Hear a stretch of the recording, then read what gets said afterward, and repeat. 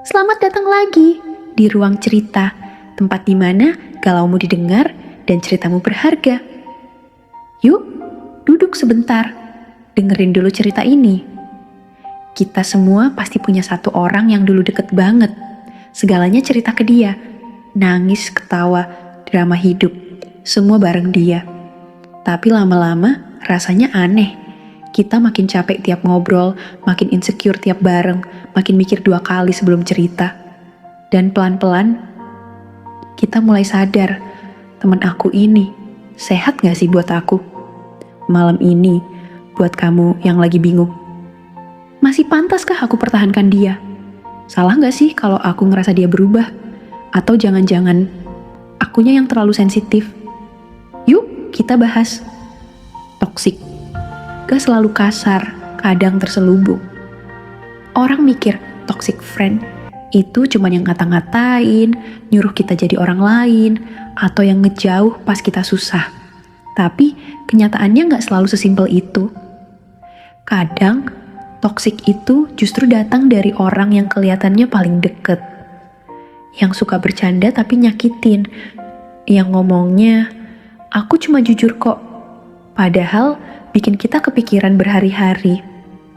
Yang bilang aku sayang kamu, tapi tiap kamu bahagia, dia malah ngejauh atau nyindir. Toksik bisa datang dari perasaan iri yang disembunyikan, dari dominasi yang dibungkus perhatian, dan kadang dari rasa nyaman yang kita pelihara terlalu lama sampai gak sadar udah menyiksa diri sendiri. Tapi aku sayang dia. Iya, kamu sayang.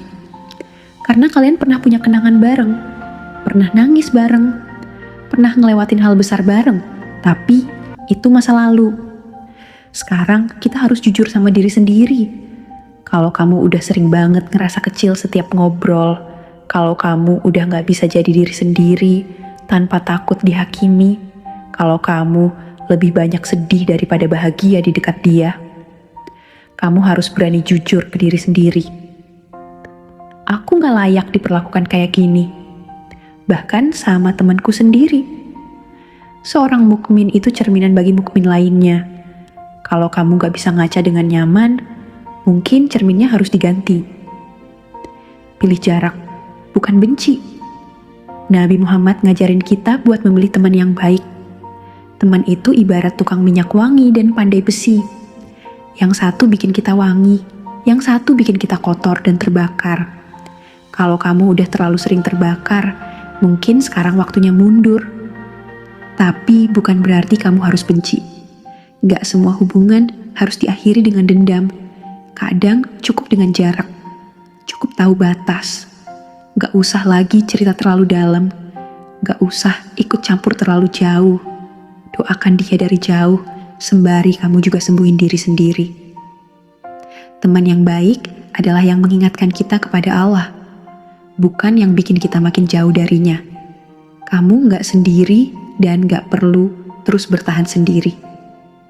Banyak yang bingung dan takut kehilangan teman, karena mereka pikir, kalau aku ninggalin dia, aku gak punya siapa-siapa.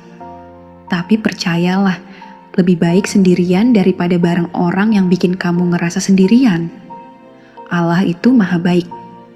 Kadang dia ngejauhkan kita dari orang-orang yang ngeracunin hati buat kasih ruang. Buat seseorang yang bakal jadi teman sejati, yang gak akan bikin kamu takut jadi diri sendiri. Berani ya, berani jaga hati walau harus melepas. Berani memilih tenang walau harus sendiri dulu. Kalau Allah udah ngejauhkan kamu dari satu hubungan, berarti Allah tahu kamu butuh perlindungan. Kalau kamu lagi ngerasa sendiri, ingat, di ruang cerita, kamu selalu punya teman. Klik subscribe, nyalain lonceng notifikasi, bagikan ke teman yang kamu sayangi. Dan jangan lupa, tinggalkan cerita kamu di kolom komentar. Siapa tahu, cerita kamu bisa jadi pelipur lara buat orang lain juga. Sampai ketemu di episode berikutnya. Jaga hati, jaga diri, dan jangan takut kehilangan yang bikin kamu kehilangan dirimu sendiri. Assalamualaikum.